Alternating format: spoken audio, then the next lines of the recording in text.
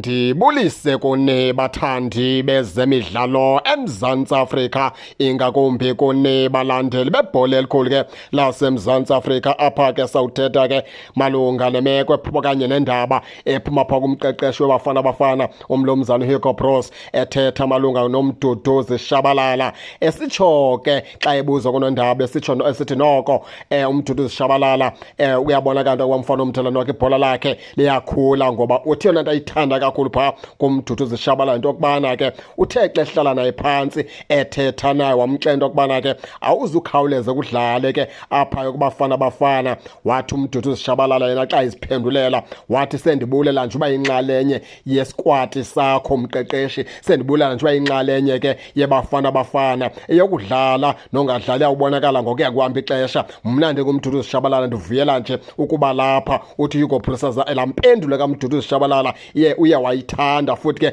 yamonelisa, yamnikeza into ethi le ntwana le izimisele ngenene nangenyaniso ke ukudlala, izimisele ngenene nangenyaniso ukukhulisa ke ibhola layo. Uthi ke uHugo Broos ufuna bonke ke abadlali balapha eMzantsi Afrika babe nalaa ntliziyo, wonke umdlali alambele ukuyodlalela iBafana Bafana. Ukudlala iBafana Bafana ufike kube into ebalulekileyo kubadlali beetimu eziyi-16 zalapha ke eMzantsi Afrika. Thina singene ke kule ntetha yakho ke Mlumzana Hugo Broos, unyanisile xa usithi ke abadlali mabakulambele ukudlalela iskwati, ngoba ke mandulo phaya abadlali babengasasinakanga kakhulu isikwati, ngoba babeyazi into yokubana ke kunee-players ezibizwa njalo eskwatini, kunee-players ke ezinendawo yazo phaa eskwatini. Namhlanje kweli tyeli lezi youngsters wonke umntu ufuna uthi azazibona into yokubana ke noko iplayer ahambe inyathela phaa kuBafana Bafana. Xa kunoba njalo ke i-competition ibe njalo, wonke umntu yonke iplayer edlala phantsi kwe-Betway Premiership ibile into yokubana ke iyongena phaa kwiBafana Bafana. Ndicinga into yokubana ke laa nto ingangumkhomba ndlela ke kwiBafana Bafana. Watsho noHugo Broos asitsho esithi ke emveni kwe-World Cup yena uzibeka phantsi intambo, uzawuhamba uyohlala nabazukulu bakhe phaa eBelgium, aqhubeleke nobomi ke njengomntu omdala, ahlale nefemeli yakhe. Into ebalulekileyo iphupha lakhe uzobe lifezekisile, ngoba uthi yena wadlala iWorld Cup eyiplayer eyoungstar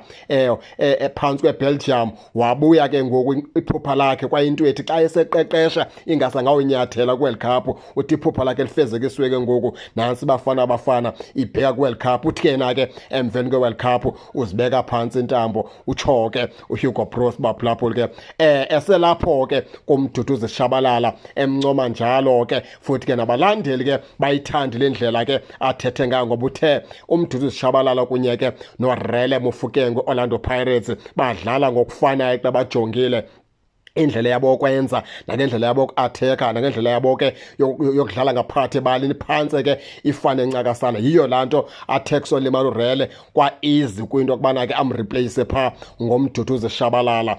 Enye nenye ke iHugo Broos mfana omdala wamele kuyilungise yindlela yokuthetha phaa ngeqela leKaizer Chiefs. Kaizer Chiefs kaloku yitimu enkulu, awuzukwazi xa uthetha ukhwela uzehlela udilike nje phaa kwiKaizer Chiefs. Ezi players zii-players ziyi-future zilikamva lesizwe laseMzantsi Afrika. Akho player indala kakhulu phaa kwiKaizer Chiefs, ii-youngsters. I-youngstar ke once uthethe igama eliyophula intliziyo iyaphelelwa kukuzithemba, ingakumbi xa liphuma ke kumqeqesho njengoHugo Broos ophethe ilizwe, oqeqesha ilizwe laseMzantsi Afrika. Kumele uba yena player neplayer ke elapha eMzantsi Afrika uyayikhuthaza njengala mazwi awakhuphe phaa kuMduduzi Shabalala. Masithembe into yokubana ke akanophinde athethe ngeKaizer Chiefs ke ngolaa hlobo ke uHugo Broos. Baphulaphuli ke akusoyam ndodwa, nani ke ningake ningene nitshone into yokubana niva njani. Ningakhohlwa usubscribe kule channel ukuze ningaphoswa